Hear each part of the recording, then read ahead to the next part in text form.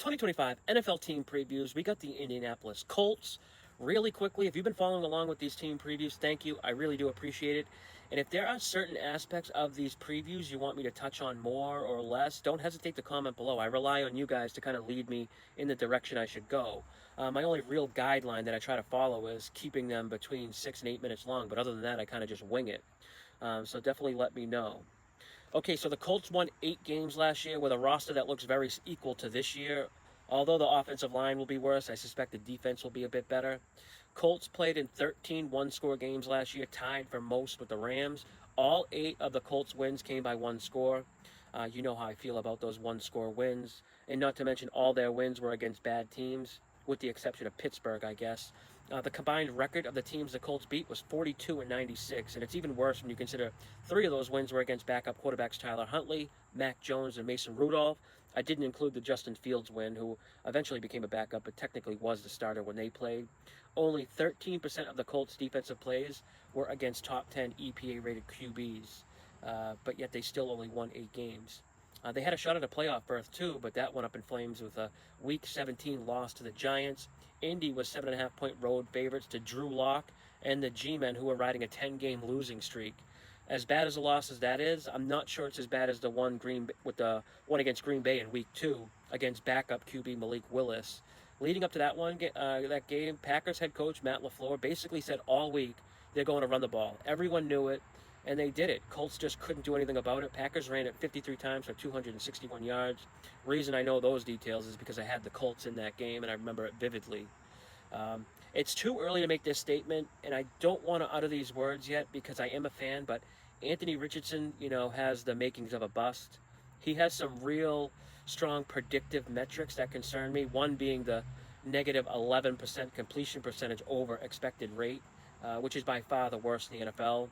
And I mean, what was his issue coming out of college? Accuracy, and that hasn't changed. But I'm just such a sucker for like dual threat QBs, and he gets the benefit of the doubt until he's at least had a full season worth of starts under his belt. I don't know if I'm making excuses for him here, but his receivers didn't help him at all. Colts pass catchers had the highest drop rate, but even when you adjust for that 11.3% drop ball rate, Richardson's adjusting completion percentage of 60.2% still ranked last in the league of 44 qualified QBs, almost 9% worse than the second worst. And no question, this receiving group is talented, so it's a really good 1 through 3, I think. If AR-15 is going to be the guy, Steichen's going to have to get really creative. And, what's difficult is you can't just build your entire offense around Anthony Richardson or tailor it specifically to his skill set because you don't know if he's going to be the guy going forward. But Daniel Jones does have some mobility, so that signing does make a lot of sense from that aspect. You had to bring in a cheap contract while still giving Richardson the first real crack at the job. I have Daniel Jones listed as QB1 because I think he'll show better in camp and in practice. He has more experience with these QB battles in preseason and knows what the coaches look for and the tricks to kind of get the edge in practice versus your own team's defense after seeing it for a month straight. But the Colts want AR-15 as a starter. I want him as a starter too. And the truth is, Daniel Jones isn't good. Over the last 2 seasons, based on EPA per dropback, Daniel Jones ranks 31st out of 34 qualified QBs.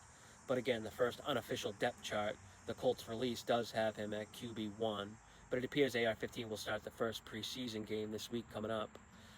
Whoever they go with has very little excuses. They have a lot of talent with skill position guys. They added another pass catcher in the draft with their top pick at tight end, Tyler Warren from Penn State. He's going to step right in as a starter. I also like the running back they got, the kid from K-State, DJ Giddens. Him and Jonathan Taylor will be a good 1-2 combo, I think. The defense was slightly better than average last year, and I think worst case, that's where they finished this season.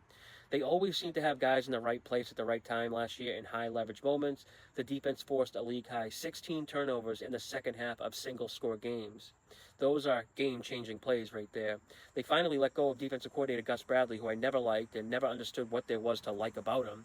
He ran such a predictable base defense. He never adjusted out of it. No aggression, just got picked apart constantly. New defensive coordinator Captain Lou Anaramo finally has some pieces to work with, at least more than he did in Cincinnati the last couple years. Really like what they're doing with the defensive line last year. They used their top pick on the D-line. They added another solid piece in this year's draft with defensive tackle JT Tumaloa from OSU. Defensive line is a clear strength this season with this team. DeForest Buckner will be back. He missed 5 games last season. They lost DN Samson Ekubom, too, before the season even started. He was a double-digit sack guy the year before. He should be back, I think.